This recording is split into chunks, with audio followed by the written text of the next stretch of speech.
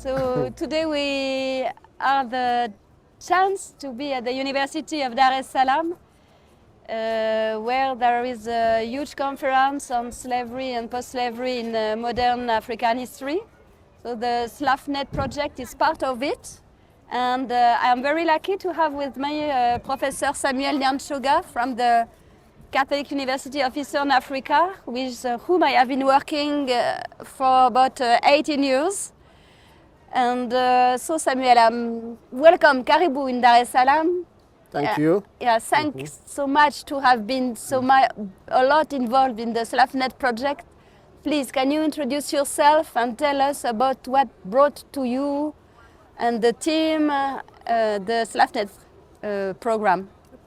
Thank you very much, Professor Marie from France, our principal investigator.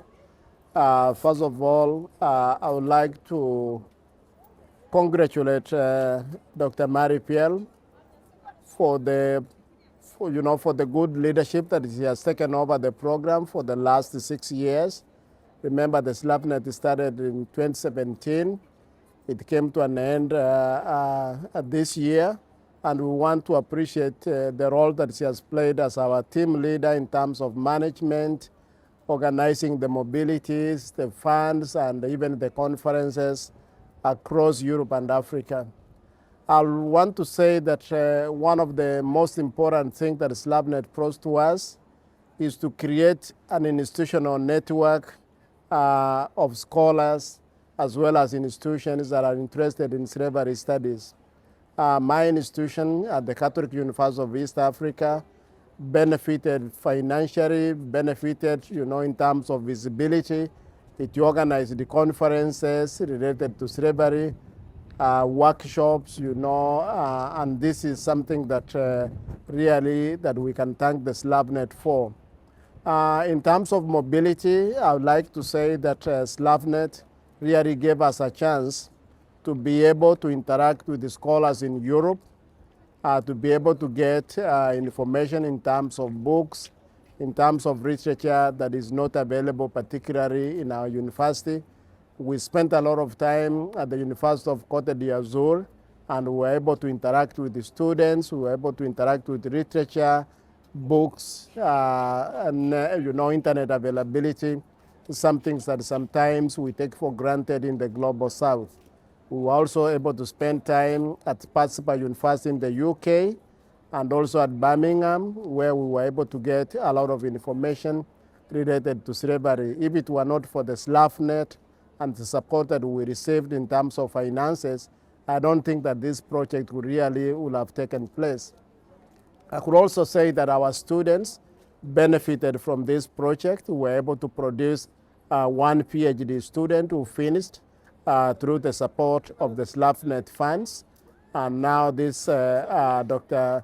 Rilechi is teaching at the university. She is also the head of the department. We would like to acknowledge the support that we did receive from the Slafnet. Other students have not yet finished, but they are ongoing. And we could say that really this is something that we would like to encourage, this collaboration, this collaborative approach towards the application of grants is something that has brought a lot of benefits to us, including even attending, this conference today here in Dar es Salaam that relates to issues of slavery and post-slavery in modern history is through the support and the grant of the Slafnet. And I think that we would like to acknowledge this support from the Slafnet. Okay. Yeah. Thank you very much, Samuel. No, we have known each other for many years, so we started to work together on the heritages of slavery in East Africa and Kenyan coast. But then this project helped us to link also with other colleagues from the African continent. So could you have imagined that when we started to link with Mauritius, with Addis, with Cameroun, with Senegal? How do you feel? I think this has been a milestone. I remember when we started even earlier than, 2010, when we started working together. And then, during the time of Slafnet, this particular program linked us to the, the National Museums of Kenya It linked us with the universities, Mauritius. It brought us together with our colleagues in West Africa. We were able to see how we can interact with colleagues from West Africa who are French speaking. But then, you know, we thought that the language divide was going to make it hard for us. But through, you know, collaborative effort, we were able to do a lot of work together and achieve the milestones that were expected of us through the Slafnet. Yeah, yeah. To me, it has also been a wonderful experience because it is a big challenge to link even Mauritius, Senegal, and so we started to do it in 2014 in Nairobi, Yes. where many colleagues from West Africa, activists as well, Mauritian, Malagash came, and then we were able to continue and to support that. Yeah, I would want to agree with what Mary is saying because this program introduced a very unique collaboration of scholars and activists, you know, on the subject of slavery.